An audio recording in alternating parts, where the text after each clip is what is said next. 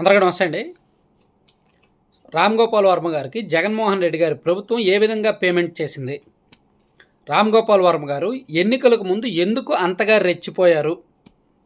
Telugu Desam party మీద, చంద్రబాబు గారి మీద, లోకేష్ గారి మీద, జనసేన పార్టీ మీద, పవన్ కళ్యాణ్ గారి మీద ఎందుకు వికృతమైన పోస్టులు పెట్టారు? ఎందుకు చెత్త సినిమాలు తీశారు? ఎందుకు సోషల్ మీడియాలో అంతగా రెచ్చిపోయారు? Because of only commercial, only financial transactions, only payment కోసం. పేటీఎం ఆర్టిస్టులందరిలో ఆయన అతిపెద్ద Paytm artist.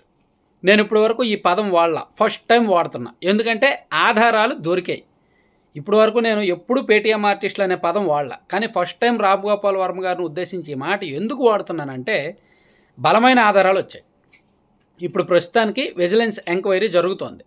AP fibre net చైర్మన్గా ఉన్న జీవీ రెడ్డి గారు ఈరోజు అఫీషియల్గా చైర్మన్ హోదాలో ఒక ప్రెస్ మీట్లో ఆయన చెప్పారు, వ్యూహం సినిమాకి 1863 వ్యూస్ వస్తే ఆ సినిమా కోసం 2,10,00,000 రామ్ గోపాల్ వర్మకు దీని నుంచి చెల్లించారు. అంటే ఒక్కొక్క వ్యూకి కూడా 11,000 రూపాయలు చొప్పున చెల్లించింది ప్రభుత్వం.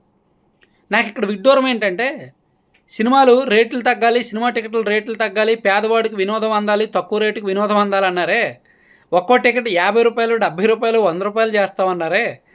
మరి అంటే సినిమాలు పెద్ద పెద్ద సినిమాలు తీస్తే ఒక వ్యూ ఏమో 100 రూపాయలకి, 150 రూపాయలకి, 70 రూపాయలకి అయిపోవాలి.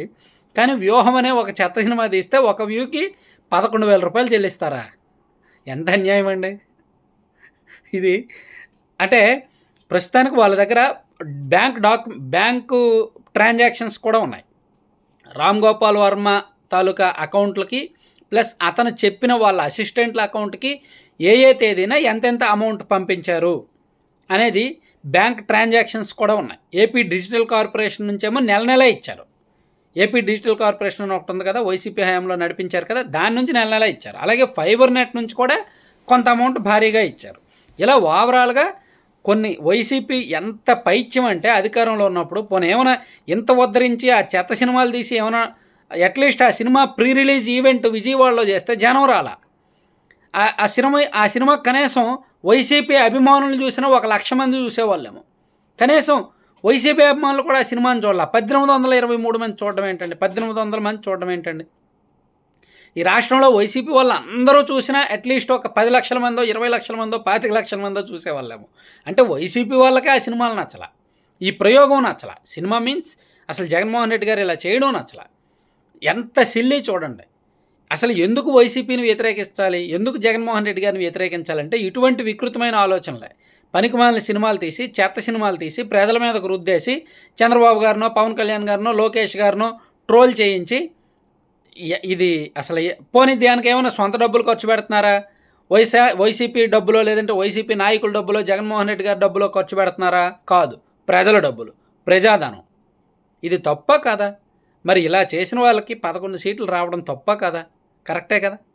సో అందుకే ఇప్పుడు ఇంత వ్యతిరేకిస్తున్నావు ఎందుకు, నీకేం పని అంటే ఇటువంటి పనులు ఎన్నో ఉన్నాయి. ఇటువంటి చెత్త చీప్ ట్రిక్స్ ఎన్నెన్నో ప్లే చేశారు. ఇటువంటి చెత్త వ్యవహారాలు ఎన్నో ప్లే చేశారు.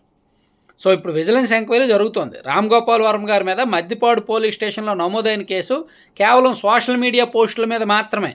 సో దాని మీదే ఆయన అంత వికృతంగా వెరైటీగా పోలీసుల్ని ఎద్దేవో చేస్తూ మాట్లాడాడు. కానీ ఇప్పుడు ఆయన ఆర్థిక నేరాలకు పాల్పడినట్టుగా ప్రాథమికంగా నిరూపించారు. సో ఆర్థిక నేరాల కేసు ఇంకా గట్టిగా ఉంటుంది, నాన్ బెయిలబుల్ సెక్షన్లు ఉంటాయి. సో దీని మీద కూడా అతని మీద కేసు నమోదు చేస్తారు, ఊరుకోరు. అయితే ఇదే ఇంకా ఏమైనా ఉన్నాయా ట్రాన్సాక్షన్స్? ఎందుకంటే ఆయన 2019 ఎన్నికలకు ముందు కూడా ఆయన వైసీపీ కోసమే పనిచేశాడు. 2024 ఎన్నికలకు ముందు ఆయన వైసీపీ కోసమే పనిచేశాడు. మరి 5 ఏళ్లలో అతనికి ఏ విధంగా అప్పచెప్పారనేది మొత్తం చూస్తున్నారు. మొత్తం విజిలెన్స్ ఎంక్వైరీ జరుగుతుంది. ఇంటర్నల్గా చాలా డెప్త్గా ఎంక్వైరీ జరుగుతుంది. ఈ మొత్తం ఆధారాలన్నీ బయటకు వచ్చిన తర్వాత అతనికి నోటీసులు ఇవ్వడము, అతని మీద కేసు నమోదు చేయడము, ఇవన్నీ జరుగుతాయి అన్నమాట. ఇదైతే అంత ఆషామాషి వ్యవహారం కాదు, చీప్ ట్రిక్స్. పోనీ ఏమైనా రిజల్ట్ వచ్చిందంటే రిజల్ట్ రాలా, వాళ్ళే పట్టించుకోవాలి.